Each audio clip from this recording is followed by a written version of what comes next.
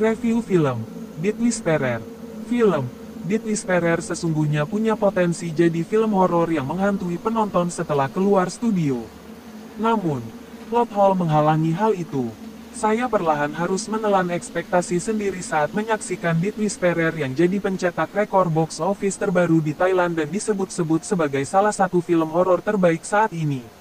Setelah menonton, pujian benar-benar hanya bisa saya berikan untuk sinematografi dan scoring yang sangat padat dan berhasil membangun hingga mempertahankan unsur mengerikan dalam film ini. Death Whisperer mengisahkan anak perempuan yang sakit, serta tampak selalu lemas pada siang hari. Perilakunya pun semakin lama mengkhawatirkan. Sang kakak sampai pulang kampung untuk membantu menyelesaikan masalah itu. Penulis Sorarat Jirabovon-Wisut dan Tamanan Chulaborirat membangun cerita untuk mengenalkan karakter dan masalah cukup baik pada awal film. Death Whisperer juga jelas memiliki adegan pembuka cukup menjanjikan, terutama bagi penonton yang datang buta, tanpa melihat trailer atau mencari tahu lebih lanjut film itu. Sayangnya, penulis semakin lama tampak seperti ingin membuat penonton ngilu dan jijik menyaksikan banyak adegan dalam Death Whisperer. Untuk satu hal tersebut, penulis berhasil melakukannya. Death Whisperer menampilkan begitu banyak adegan yang mengganggu bahkan cenderung menjijikkan di sepanjang film.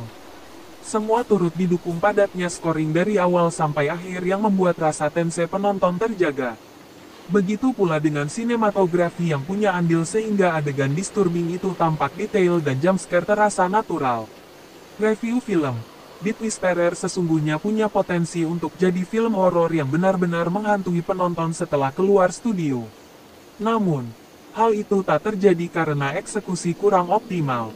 Kendati demikian, unsur menyeramkan seperti absen dari film ini. Salah satu penyebab utamanya adalah plot hole sehingga ada adegan-adegan yang terlihat seperti berdiri sendiri atau tiba-tiba ditampilkan begitu saja. Belum lagi ada tokoh yang sesungguhnya tak perlu muncul karena tak memberikan pengaruh terhadap plot.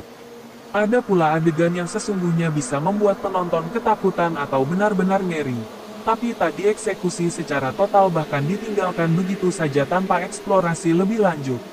Death Whisperer sesungguhnya benar-benar memiliki potensi untuk menjadi film horor Thailand yang menghantui penonton hingga keluar studio seperti film-film horor legendaris.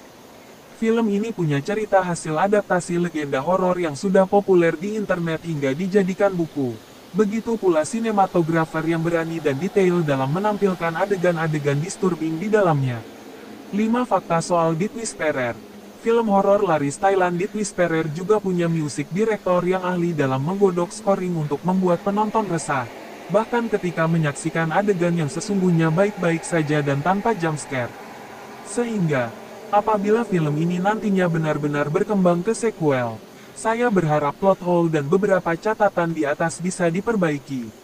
Pada akhirnya, pujian sekali lagi saya berikan kepada sinematografi dan scoring. Terlebih lagi ketika canting yang bisa membuat penonton terganggu karena mendengarkannya dalam waktu lama. Dua unsur itu pula yang membuat Death Whisperer tetap terlihat mengerikan sebagai film horor. Topik terkait Death Whisperer, film horor Thailand. Review film. Film